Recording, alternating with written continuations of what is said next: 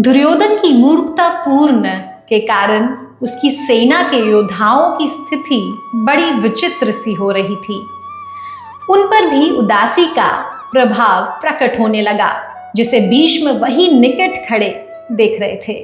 भीष्म पितामह ने कर्मशील द्रोणाचार्य के मौन में छिपे क्रोध को समझ लिया।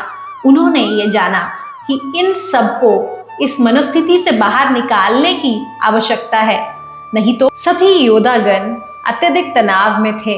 परंतु जैसे ही उन्होंने शंखनाद सुना, सबने अपना अपना शंख उठाकर शंख ध्वनि की। उसके बाद युद्ध के शंख, भेरी, नगाड़े आदि युद्ध की घोषणा के रूप में बजने लगे। भगवद गीता के छंद आरजे संगमित्रा के साथ चैप्टर 1 वर्स 1 से 6, 7 से 10 और 11 से 14 के वीडियो लिंक्स इस वीडियो के कैप्शन में हैं। अथ एतदपि यशक्तासि कर्तुं मद्योगम् आश्रिताः सर्वकर्म फलत्यागं ततः कुरु यथात्मवान्। वर्स 11। इतने समय निरंतर अकेले ही बोलने और उभय पक्ष की सामर्थ्य को तौलने के पश्चात दुर्योधन में स्थित राजा अपने मन की निराशा से सेना को आदेश देना प्रारंभ करता है। उसका आदेश है कि सभी योद्धा एवं नायक सब स्थान पर रहकर अनुशासन पूर्वक युद्ध करें और सभी ही भीष्म पितामह को सुरक्षित रखने का प्रयत्न करें। उसे इस बात की आशंका है कि सुदूर राज्यों से आए हुए राजा एवं जनजातियों के नायक यदि इधर उधर बिखर गए तो विजय मिलना कठिन है। संगठित रूप से सब मोर्चों पर एक ही समय आक्रमण करना किसी भी सेना की सफलता का मेरुदंड है। इसीलिए एक सही प्रकार की रणनीति अपनाते हुए वह सबको आदेश देते हैं कि विभिन्न स्थानों पर रहते हुए भी सब भीष्माचार्य का रक्षण करें।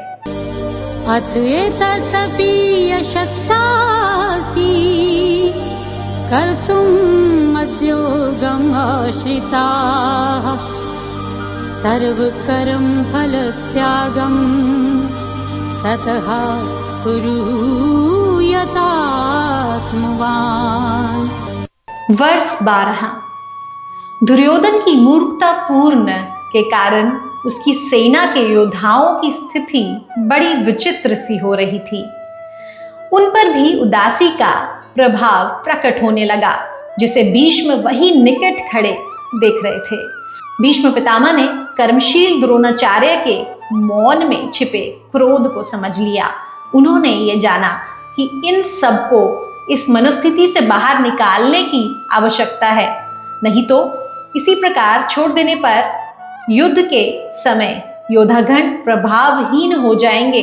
योद्धाओं के इस मनोभाव को समझते हुए सेनापति भीष्म पितामह ने दुर्योधन के साथ सभी सैनिकों के मन में हर्ष और विश्वास की तरंगे उत्पन्न करने के लिए पूरी शक्ति से शंखनाद किया।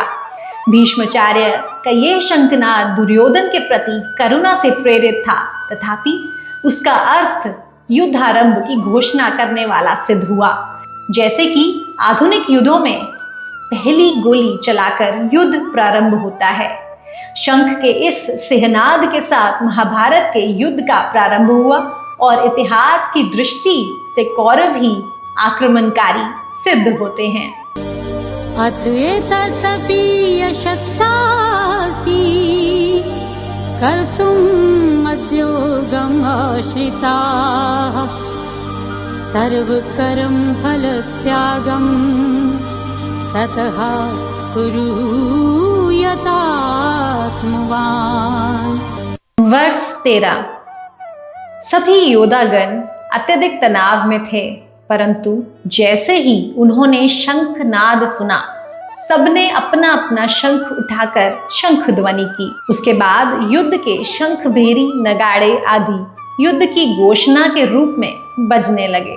संजय इस कोलाहल का वर्णन तुमुल ध्वनि हुई इस प्रकार करता है, परंतु आगे प्रत्युत्तर में हुई पांडवों की शंखध्वनि का वर्णन करते हुए कहता है कि वह शब्द इतना भयंकर था कि आकाश और पृथ्वी उससे गूंजने लगे और कौरवों के हृदय विदीर्ण होने लगे। इस वर्णन से स्पष्ट होता है कि संजय दुर्योधन के इस कार्य का विरोधी था। हम पूर्ण विश्वास के साथ उसके द्वारा वर्णित युद्ध भूमि में दिए गए भगवान श्री कृष्ण के उपदेश को स्वीकार कर सकते हैं। अथ एतदपि यशक्तासि कर्तुम् मद्योगम् आश्रिताः सर्वकर्म फलत्यागम् ततः कुरु यथात्मवान्। वर्ष 14 अत्यंत साधारण है कि कौरवों की शंखध्वनि का उत्तर भगवान श्री कृष्ण और अर्जुन ने शंखनाद करके दिया, परंतु संजय ने जिस सुंदरता और उदारता के साथ इसका वर्णन किया है वह इस बात का स्पष्ट सूचक है कि उसकी सहानुभूति किस पक्ष के साथ थी। वह कहता है माधव और अर्जुन ने अपने दिव्य शंख बजाए। इस वर्णन से ज्ञात होता है कि संजय के मन में कहीं कोई आशा अटकी है कि दोनों पक्षों के शंखनाद के वर्णनों में विरोध देखकर इस समय भी धृतराष्ट्र अपने पुत्रों को युद्ध करने से रोक ले।